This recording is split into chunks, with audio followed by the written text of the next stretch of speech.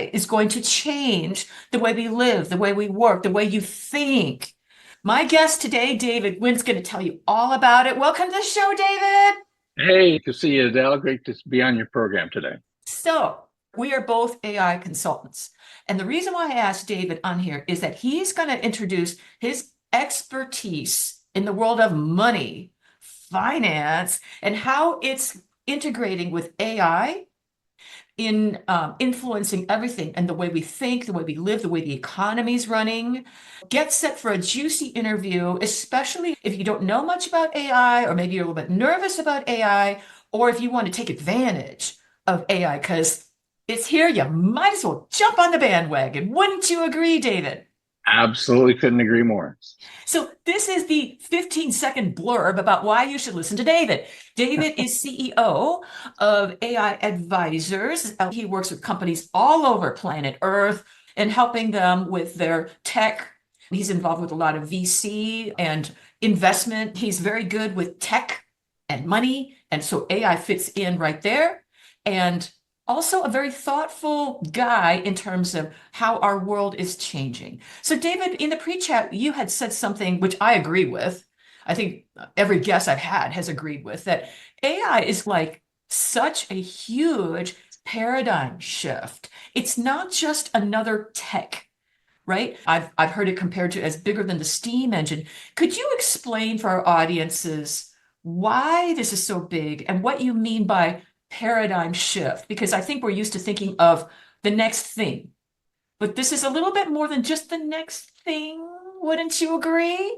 I would completely agree, Adele. And I would say that I've been doing this for about almost 40 years now. And the thing about it is that I think AI is such a massive paradigm shift in a variety of different ways, not just financial, but also societal.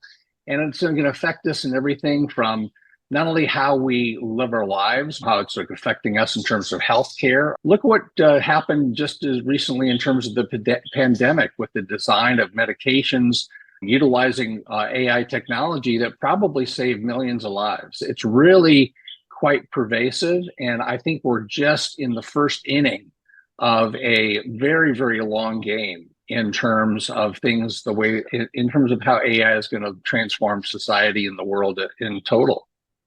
I agree. And the whole point of this podcast is to give people information, tips, suggestions, so they can live fulfilling, happy, fulfilling life, including their businesses. So when you Absolutely. tell us about paradigm, what is a paradigm? Because that's a fancy word. Right. What would you say the paradigm has been up to this point through, I don't know, agricultural and industrial age, and boom, now AI? What seems to be changing in the way we think about stuff?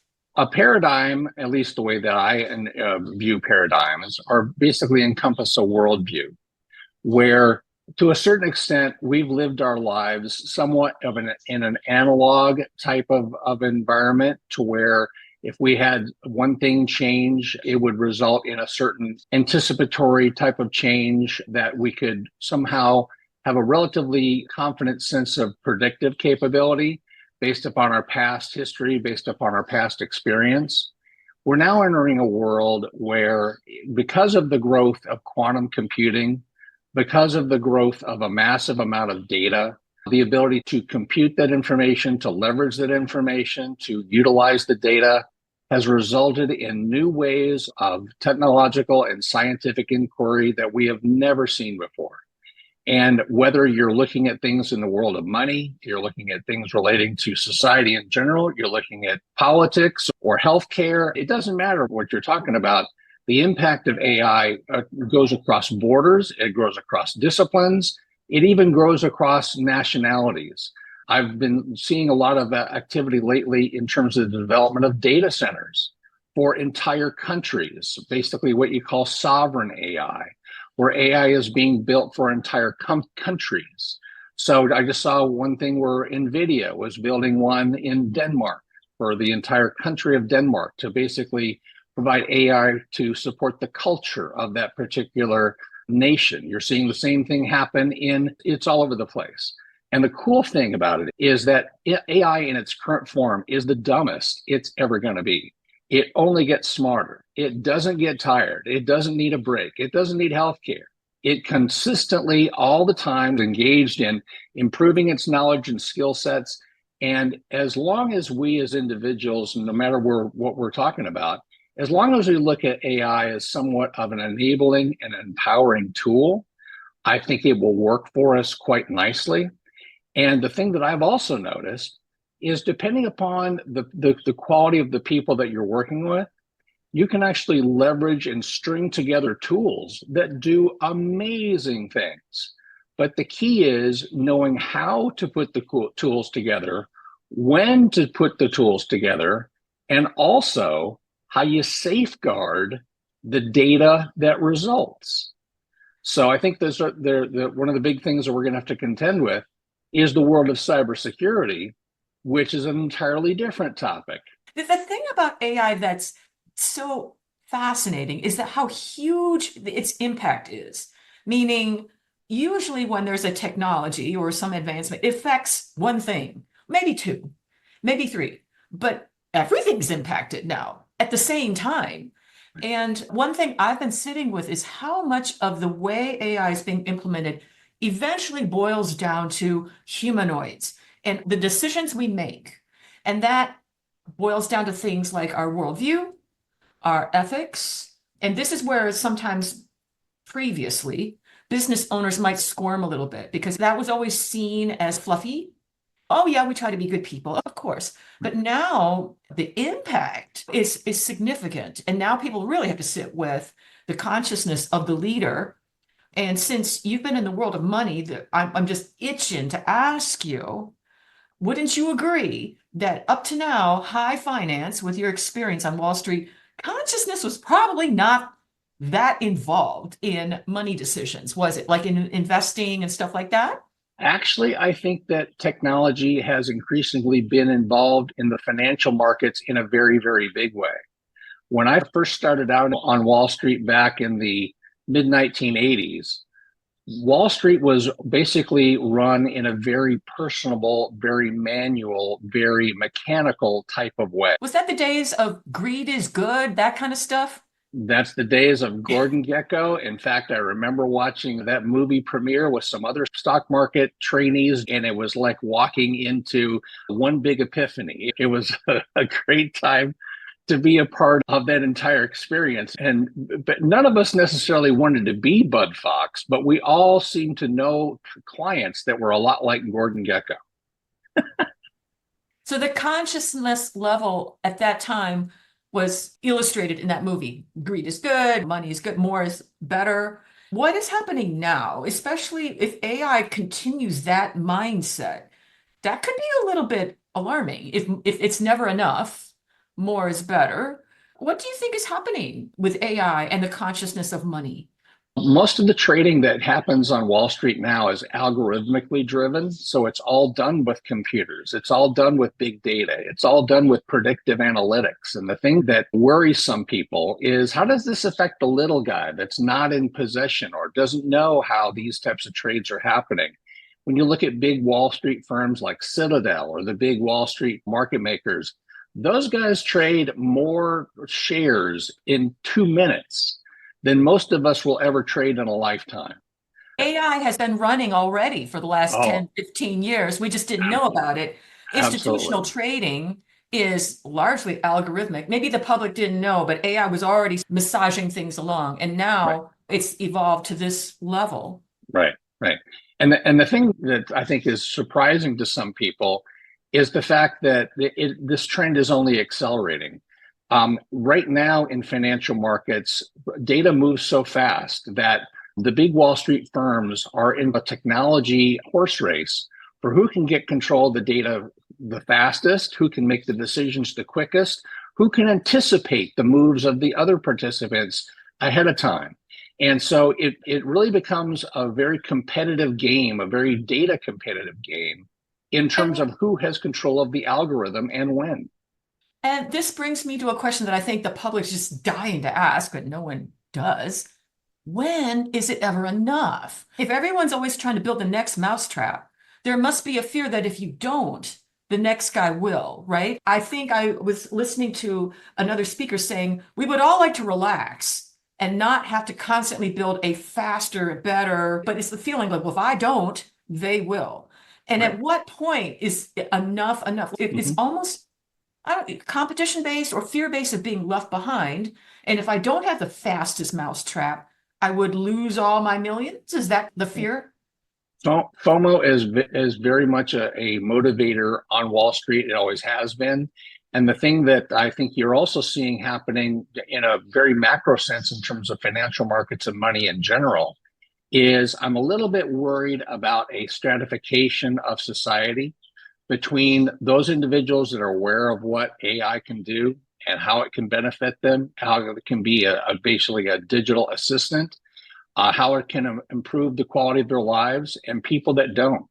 Because the firms and the investors and the people in society that are benefiting from Wall Street are seeing exponential increases in terms of their wealth, in terms of their quality of life, in terms of their capabilities that the other part of society simply don't.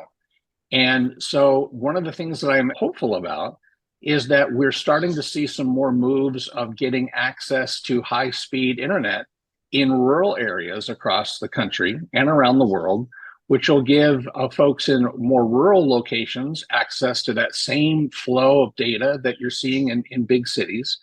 But the thing that I do see is that a lot of people simply don't know, as yet, they don't know why they should be investing and being a part of companies that are benefiting from the growth of AI and machine learning and algorithmic trading and the companies that are also derivative of that. Because when you look at Wall Street in general, Wall Street is an instrument of what I call creative destruction. A lot of times companies come and go faster or slower than others. Over time, certain technologies tend to dominate. And today, I think that you're going to see AI dominate many industries that we've really never seen before. Yes. And from a human standpoint, David and I are both AI consultants, different capacities. One of the things that I'm wondering about is if AI can provide more of a equalizer or a level playing field to access of money. If you didn't go to some hot college and you didn't have the network or who knows who and things like that, that you're able to compete with anybody. Right. And at the same time, it's also true that I sometimes wonder about, you mentioned stratification, that the money in the economy is going to start separating between a few of the people. My fear is that all the money from all these productivity gains gets rolled up to a few people that become outrageously wealthy, more than anyone could ever spend, and everyone else is left scrambling. Right. What do you Right. think about this? Because I'm thinking about the consciousness level of Wall Street, which is always Right. more that profit driven, which is kind of Mm-hmm. how capitalism has run. And Right. now, with great gains and productivity, one person can do the work of a lot of people. And what happens? Can you say what you think might happen to our money system, the Right. distribution of wealth? Right. Well, money has tended to concentrate most recently in the hands of basically the top 1 or 2% of the population has been enjoying most of the gains. That probably continues simply because of the fact that the amount of money that those folks are allocating their resources to are in those companies that are benefiting from the growth of AI. And that's not only just here domestically in the US, because we enjoy a technological lead currently, but the thing that I think you're going to see happen is that stratification will continue to move based upon people's familiarity with the technology. I'm talking to you on an iPhone, and the iPhone didn't exist as little as what, 20, 25 years ago. But now virtually everyone in the world has a phone, or they have know somebody that does have access to one. And it's completely changed people's lives. And that technology and this little device, which is a phenomenal piece of engineering, has more compute power than the Apollo rocket that went to the moon. So if we can do that, and we can also see growth in companies like ChatGPT, which grew from an idea into the most rapidly escalated platform in history. It took, I think, Apple several years to reach a million users. It took Facebook a few months. It took ChatGPT about, 4 or 5 days. So the exponential growth of AI and the exponential growth of investment in that particular sector, I think, is going to stratify society to such an extent that your familiarity and ability to use the tool will literally determine, to a certain extent, what your quality of life is going to look like. Just in my own case, I use AI from everything to helping me to monitor my own healthcare, to helping to plan meals, to plan trips, to investigate different areas of technological advance that I don't have the time to look up, but AI, using programs like RAG, for instance, which would be retrieval augmented generation, a phenomenal capability that allows AI to go out and reach data sets that maybe it doesn't currently have access to, but go out and retrieve that information to bring it into the LLM models. And it makes AI so much more resourceful than it ever had the capability of doing before. So that's revolutionized everything from healthcare to financial markets, to legal markets, all kinds of stuff, simply because of advantages in the technology. And here again, the folks that work on the computer programming side of things are also seeing some implications, because the new language of computing is not with C+ or Python, it's the human voice. You talk to your device, or you talk to ChatGPT or Gemini or Anthropic or Pi or Poe or Claude or whichever LLM you want to talk to, and the language of the compute is now simply talking to it. So it is absolutely stunning what we're seeing happen in terms of the markets and within society now. It's amazing. And I think you're right. And I think with this, it scares a lot of people.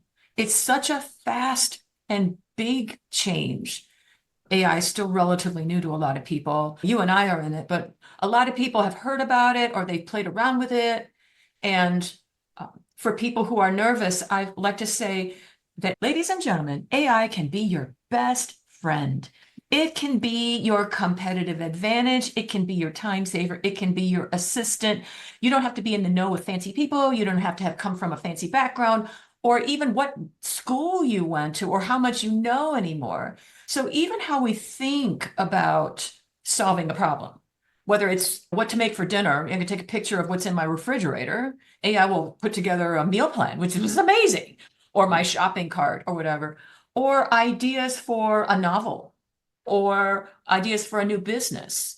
The nice thing I'm telling everyone is that it's so easy to use now that you actually can work less and be more creative. And I know a lot of people in the creative field have been wondering, oh my gosh, does this mean that we won't have a need for art anymore? And I don't think that's the case, but we are in the early stages of how we fuss with this technology.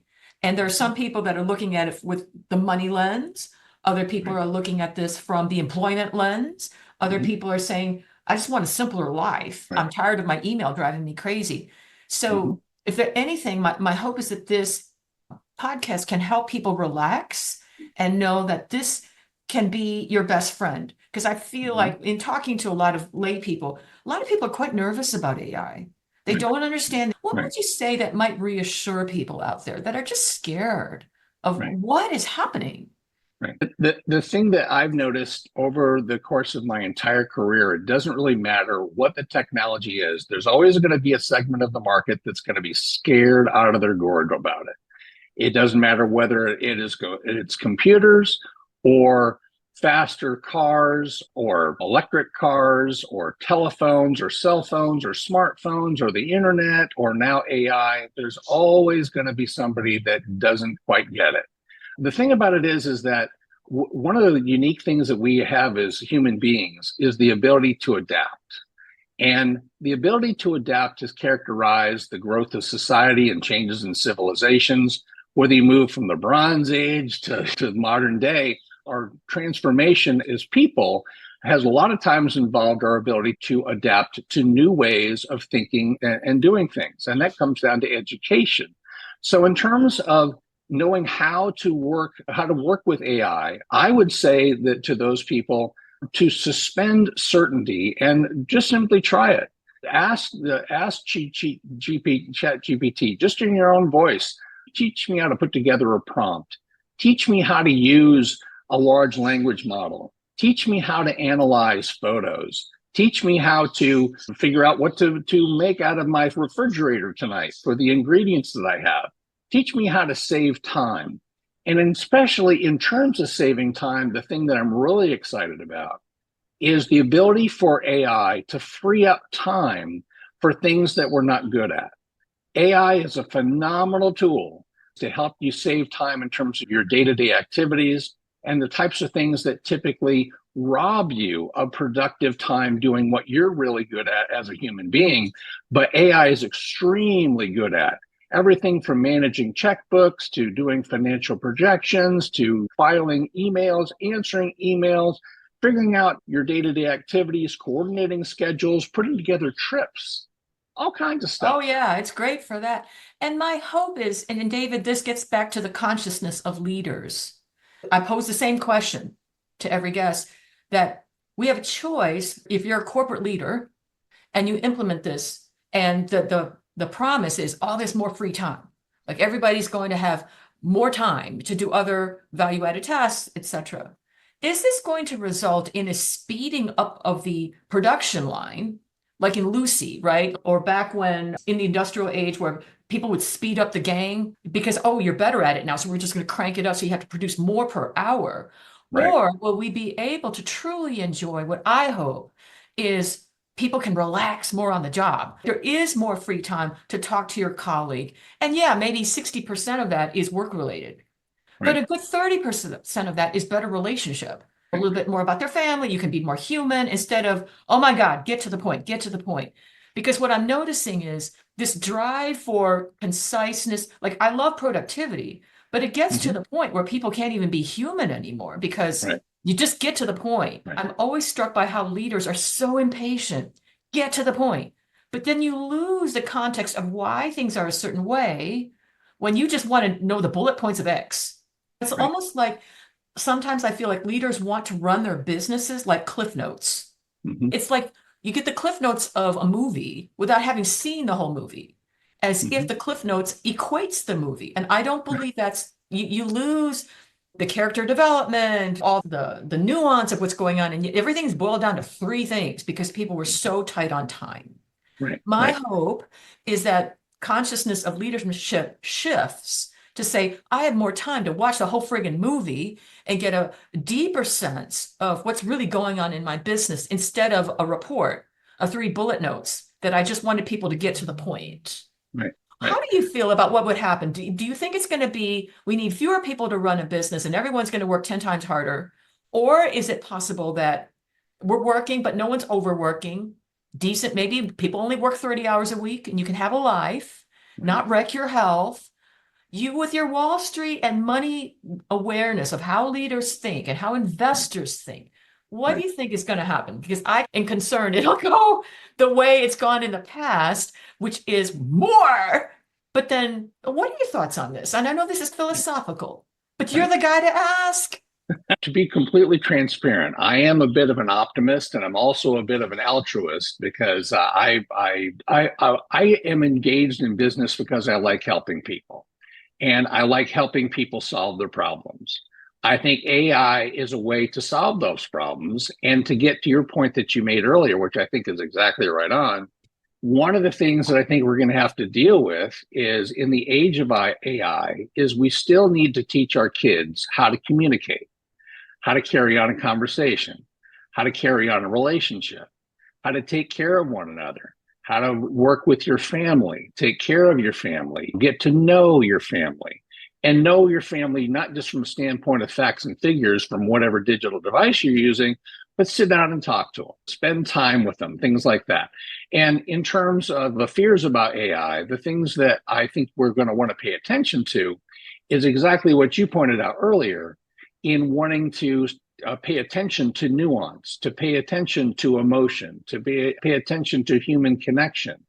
And at no time Do I think that there is going to be a need for people to be completely out of the loop in terms of businesses or human relationships? Because I think that would be pathetically stupid.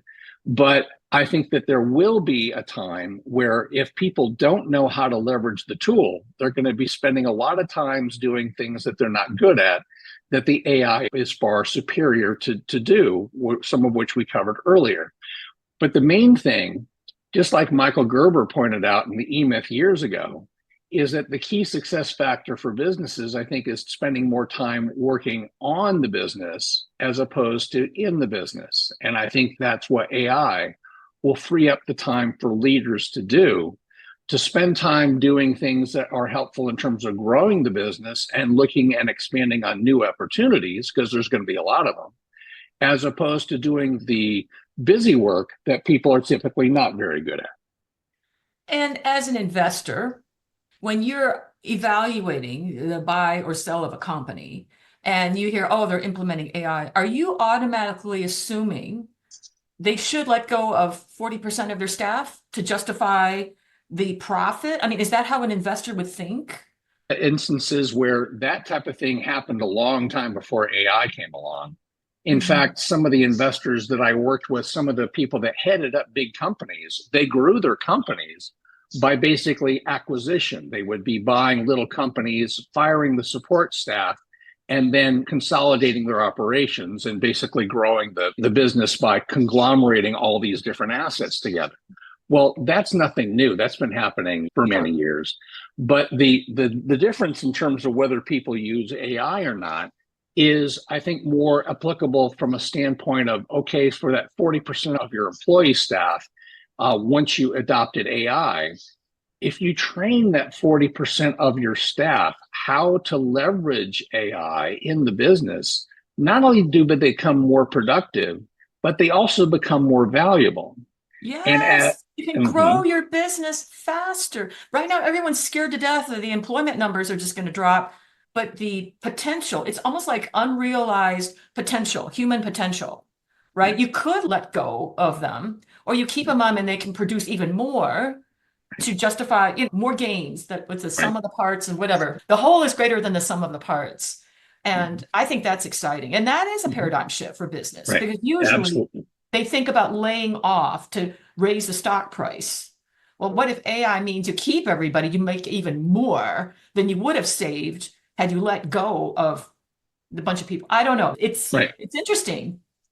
Yeah, if you look at your employees and your workforce as productive capacity, that particular workforce, if that same 40% of your workforce now knows about AI, not only are they more valuable for your company, they're also valuable for your competitor. Yes. And if that workforce decides, well, you're not paying me enough, they could go down the street and be People productive. can be paid more of a reasonable wage, what they're worth. And that's exciting, because I feel like it could go either way, right? Right now, there's a doom sense of you'll have 1% of the world running everything and everyone else scrambling to have a job. But I don't think, my hope is that there's a new leadership paradigm coming, which means I want everyone's job to be revised. And you're not doing the same thing you did, but you're doing something even more valuable because I'm giving you this tool. Exactly. And that's more interesting for humans, instead of reconciling this spreadsheet against that and doing all the grunt work people can't stand to do. Right. And that assumes that there's no new markets that your workforce isn't able to open up for you, because they're now able to focus on growing the business as opposed to growing the busy work. Yeah. Or talking to humans. I can't tell you how annoying it is to sit on hold with a bot in my ear telling you press 1 for this, press 2 for that, and my irritation. Why not have people being able to talk to humans? And that's what made Zappos great. But that costs a lot of money to have people doing that. But that's what made them so successful, that each customer rep was worth their weight in gold because they sold more shoes because of the relationship building skills. So this has been awesome. I could talk to you forever, David. I know you've got a hard stop, and I want to honor your time. What lasting thought would you like to leave the audience with around this very juicy topic? I may have you come back for a part 2. There's so much to discuss, with AI. It's impossible to fill just in one episode. But if you were to leave the audience with a thought around AI and their life and what's happening, what would you like people to know? Well, Adele, that's a great question, and thank you for having me today. This has been really enjoyable, and I've enjoyed being on your program, and I hope your audience will find this of value. And wrapping up today, the thing that I would say is AI is in its infancy.